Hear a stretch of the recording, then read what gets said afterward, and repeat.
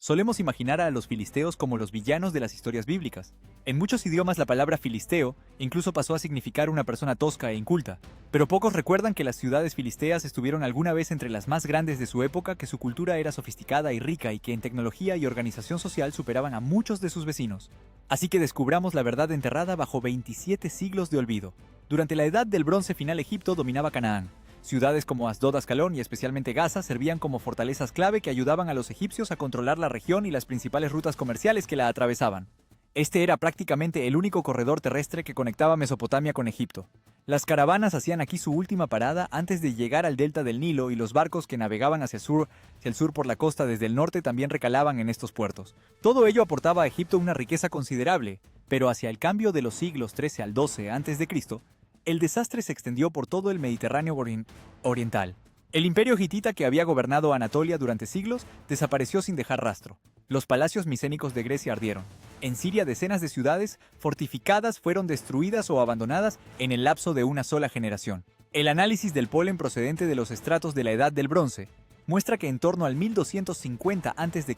la región fue golpeada por una severa sequía, una crisis climática, que desencadenó el colapso en cadena de varias civilizaciones mediterráneas, desde Grecia hasta Gaza. De aquel caos surgieron los llamados pueblos del mar, una coalición dispersa de grupos desplazados que huían del hambre, la destrucción y el derrumbe de sus tierras de origen. El primer encuentro documentado de Egipto con ellos se produjo en 1208 a.C., cuando un caudillo libio llamado Merieises alió con grupos como los aqueos, los licios, los sheklesh, los teresh y los sherden, y lanzó una invasión contra territorio egipcio. Meremptah reunió un ejército, derrotó a los invasores y tomó cautivos a muchos de ellos. Los habitantes del sur de Canaán intentaron aprovecharse de la inestabilidad de Egipto. Se sublevaron y expulsaron a las guarniciones egipcias. Meremptah respondió de inmediato. Marchó sobre Canaán y devastó la región. La estela de Meremptah describe la campaña con líneas tajantes y triunfales. Canaán ha sido saqueada con todo mal. Ascalón ha sido conquistada. Geser ha sido tomada. Yanoam es como si nunca hubiera existido. Israel ha sido asolada. Su simiente ya no existe. La oleada principal de los pueblos del mar llegó a Egipto más tarde bajo Ramsés III. Entre ellos había un grupo al que las fuentes egipcias llamaban Peleset. Aparecen en varias inscripciones, pero las más importantes son los relieves y textos del templo de Medinet Habu, fechados hacia el 1175 a.C., y el gran papiro Harris, escrito alrededor del 1152 a.C. En los relieves vemos guerreros con tocados de plumas embarcando en navíos con proas en forma de ave. Visten armaduras segmentadas y faldelines a modo de kilt. Ramsés III se jacta de haber aplastado a estos invasores, de haber detenido sus ataques tanto por tierra como por mar, y de haber capturado vivos a muchos de ellos. Tras su victoria, reasentó a parte de los cautivos en el sur de Canaán, los Peleset en Gaza, Asdod y Ascalón, y los Cheker en la ciudad portuaria de Dor más al norte. Lo más probable es que Ramsés, como los gobernantes que lo precedieron, asentara a estos grupos a lo largo de las fronteras de Egipto para que sirvieran como un colchón humano frente a futuras incursiones. El resentamiento se produjo de forma pacífica, ya que se hizo con la aprobación del faraón. En los estratos arqueológicos de este período no se aprecian huellas de destrucción, incendios ni batallas, nada que sugiera una invasión militar. Aún así, los Peleset, trasladados a Canaán, siguieron siendo una minoría frente a la población semítica local que, a pesar de la devastación de Meremptah, continuaba viviendo allí. Con el tiempo, los Peleset se mezclaron con los habitantes semitas, y de esa fusión surgió un nuevo pueblo, aquellos a los que las fuentes hebreas llamaban Pelishtim, conocidos hoy como los filisteos. A comienzos del siglo XI a.C., establecieron una confederación de 5 ciudades, estado a lo largo de la costa meridional: Gaza, Ascalón, Asdod, Ecrón y Gat, la Pentápolis filistea.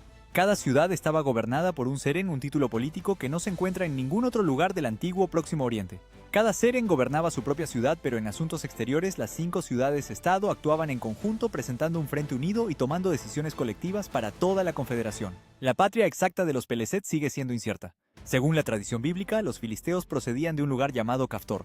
La Biblia no especifica dónde estaba Caftor, pero desde hace mucho se lo asocia con Creta, ya que en muchas lenguas antiguas el nombre de la isla suena parecido. Los egipcios la llamaban Keftiu y los asirios y babilonios Captara. Cada vez hay más indicios que apuntan a un origen egeo de los filisteos. Su cultura material está repleta de elementos egeos inconfundibles. La cerámica filistea, tanto en sus formas como en su decoración, se asemeja estrechamente a las piezas micénicas y chipriotas. Sin embargo, el análisis mineralógico de la arcilla revela que estas vasijas no eran importadas, se fabricaban localmente en Canaán. Fíjate, por ejemplo, en esta figurilla de un guerrero cretense. Se parece extraordinariamente a las representaciones egipcias de los guerreros Peleset. O mira esta figurilla de una diosa filistea. Su nombre se desconoce, así que los arqueólogos la llaman Asdoda, por la ciudad donde fue hallada. Compárala ahora con una figurilla similar de una diosa procedente de Chipre.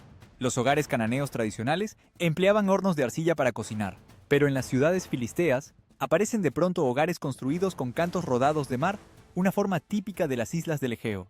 Los detalles arquitectónicos, las costumbres funerarias y muchos otros aspectos de la cultura material filistea apuntan en la misma dirección.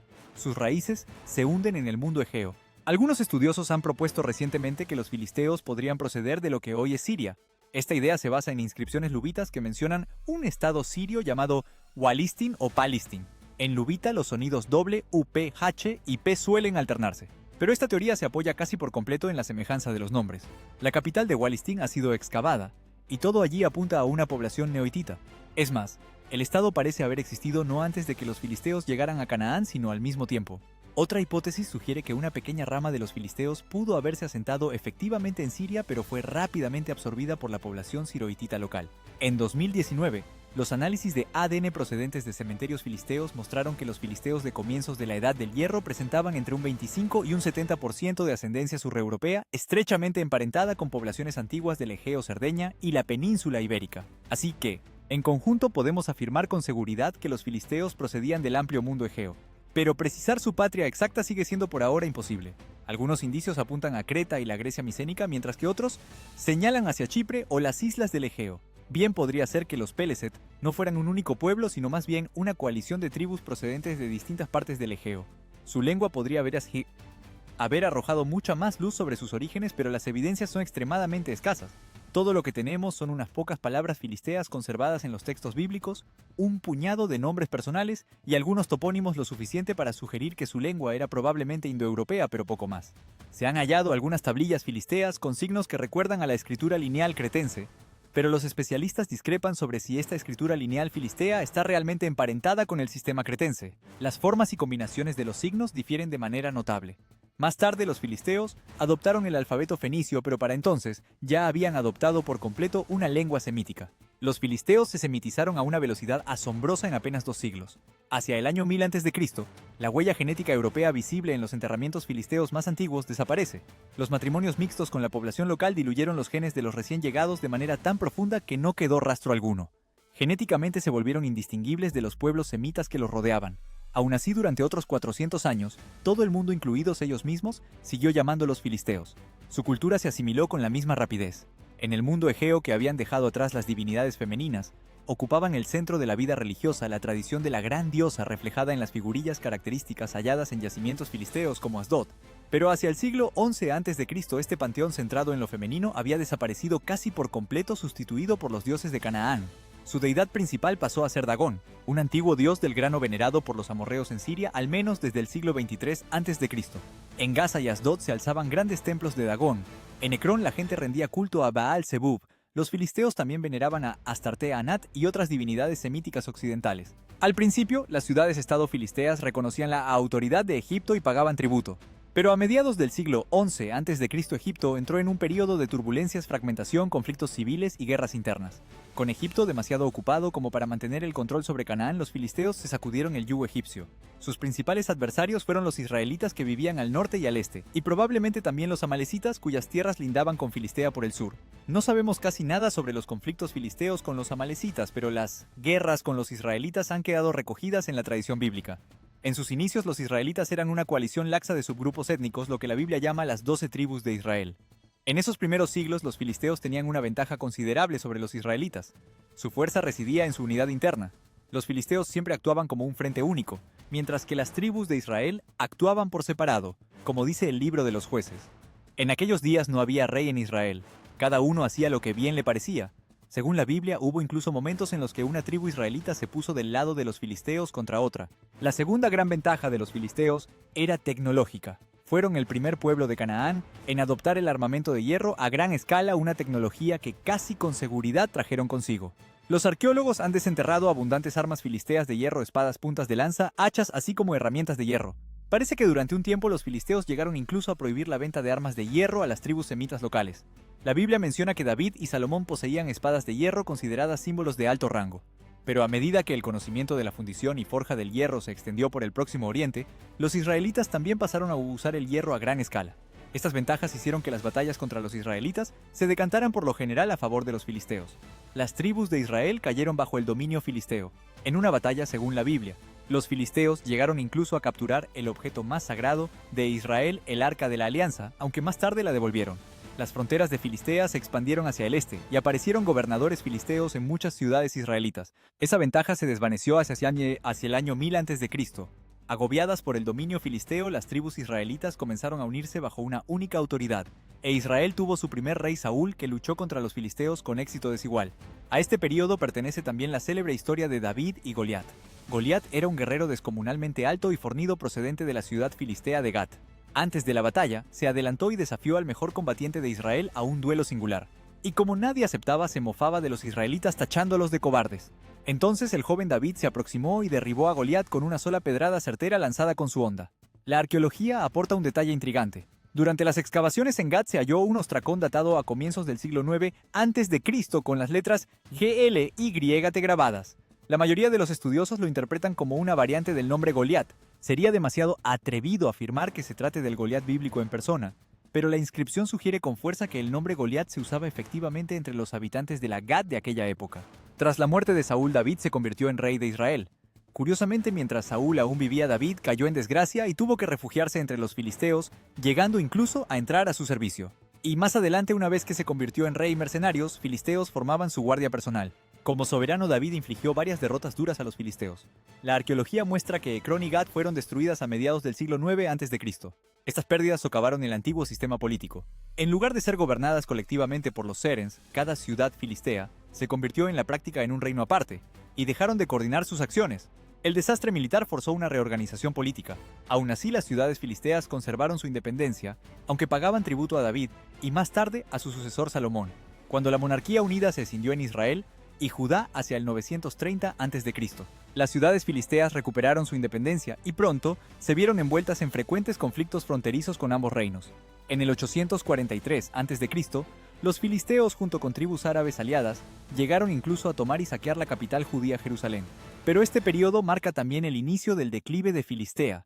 Por la misma época, Fenicia entró en su edad de oro y se hizo con el control del comercio marítimo del Mediterráneo, reduciendo drásticamente la importancia de las ciudades portuarias filisteas. Jaffa y Dor acabaron por caer bajo dominio fenicio, y entonces llegaron los asirios en el 735 a.C. Tras exitosas campañas en Anatolia, Urartu y Media Tiglat-Pileser III consolidó su poder y dirigió su atención a las prósperas ciudades y reinos de la costa cananea. Se formó una amplia coalición antiasiria que reunía a Resín, rey de Damasco, las ciudades fenicias bajo Hiram de Tiro, varias tribus arábigas, el reino septentrional de Israel y las ciudades filisteas de Gaza y Ascalón. El rey de Judá, Acaz, sin embargo, optó por aliarse con Asiria. Los combates se prolongaron varios años y terminaron con la destrucción del reino arameo y la captura asiria de su capital Damasco. La victoria de Tiglat-Pileser fue tan rotunda que los demás miembros de la coalición antiasiria, incluidas las ciudades-estado filisteas, depusieron las armas y se sometieron a Asiria, convirtiéndose en sus vasallos. Egipto era el único verdadero contrapeso frente a Asiria. Para entonces ya se había recuperado de su crisis interna. Pero Egipto prefería mantener una zona de amortiguación de estados cananeos, Israel, Judá y las ciudades filisteas entre él y una Asiria poderosa y expansionista. Durante los 2 siglos siguientes, la política regional siguió un patrón predecible. Cada vez que estallaba una revuelta en algún punto del imperio asirio, uno o varios estados cananeos se levantaban también alentados por Egipto. Pero el apoyo egipcio era sobre todo moral, casi nunca enviaba tropas. En el 724 a.C., el rey Oseas de Israel, confiando en el respaldo egipcio, se negó a pagar tributo a Asiria. Salmanasar V puso sitio a Samaria, la capital de Israel, y tras un asedio de 2 años la destruyó. Su sucesor Sargón II deportó a sus habitantes. En el 712 a.C. Ecrón y Gat se rebelaron también con el aliento de Egipto. Sargón II aplastó las revueltas en 2 años y arrasó ambas ciudades. Aunque Ecrón fue reconstruida más tarde, en el 704 a.C. Judá se sublevó. El rey asirio Sennacherib devastó todo el país y puso sitio a Jerusalén. El rey Ezequías salvó la capital únicamente pagando un rescate enorme. Y así una y otra vez. Con el tiempo las ciudades filisteas perdieron prácticamente toda autonomía política. Durante los periodos sin revueltas ni guerras, sin embargo, las ciudades filisteas prosperaron bajo el dominio extranjero. Se enriquecieron y se convirtieron en potencias económicas. En el siglo VII a.C., sus ciudades se expandieron rápidamente. Ecrón, por ejemplo, creció hasta alcanzar las 35 hectáreas, es decir, unos 85 acres, y se convirtió en una de las mayores urbes del Próximo Oriente. Los caóticos trazados primitivos dieron paso a una planificación urbana deliberada, calles anchas, barrios residenciales, distritos industriales. Es en esta época cuando Filistea se convirtió en el mayor productor de aceite de oliva del mundo antiguo. A lo largo del borde interior de las murallas de Ecrón, los arqueólogos descubrieron más de 100 prensas industriales de aceitunas, un complejo productivo capaz de generar más de 1000 toneladas de aceite al año, una cifra extraordinaria para la época. Bajo el dominio asirio, los filisteos elevaron la producción de aceite a una escala verdaderamente industrial, exportando su producto por todo el antiguo Próximo Oriente. Pero a comienzos del siglo VI a.C., algunas de estas prensas cerraron al surgir un competidor formidable. Los griegos jonios reactivaron el comercio en el Mediterráneo meridional, hundieron los precios y socavaron las lucrativas exportaciones de aceite filisteo a Egipto. A finales del siglo VII a.C., el imperio asirio se desplomó y fue sustituido por el imperio neobabilónico. En el 604 a.C., por orden de Nabucodonosor II, el ejército babilonio tomó, saqueó y destruyó Ascalón, llevándose a su rey al cautiverio. La crónica babilónica registra la fecha exacta y las excavaciones modernas han sacado a la luz gruesas capas de destrucción cubiertas de cenizas. Ese mismo año, Nabucodonosor II arrasó Gaza y Ecrón tras una revuelta filistea. Algunos gobernantes filisteos pidieron ayuda a Egipto contra Babilonia, pero Egipto no ofreció nada. Tras 6 siglos en la costa mediterránea, la breve independencia que los filisteos habían recobrado tras la caída de Asiria llegó a su fin bajo el peso de la conquista babilónica. Nabucodonosor II deportó a buena parte de la población de las ciudades filisteas conquistadas a Mesopotamia. Las listas babilónicas de raciones del siglo VI a.C. mencionan a los descendientes de Aga, el último rey de Ascalón, retenido en cautiverio junto con su familia. Durante décadas, los deportados en Babilonia siguieron identificándose en los documentos administrativos como gentes de Gaza o gentes de Ascalón. El archivo de Nippur, fechado a finales del siglo V a.C., recoge a individuos que aún se vinculaban a estas ciudades. Estas son las últimas referencias conocidas a personas que se identificaban como filisteos antes de que su rastro desaparezca de la historia.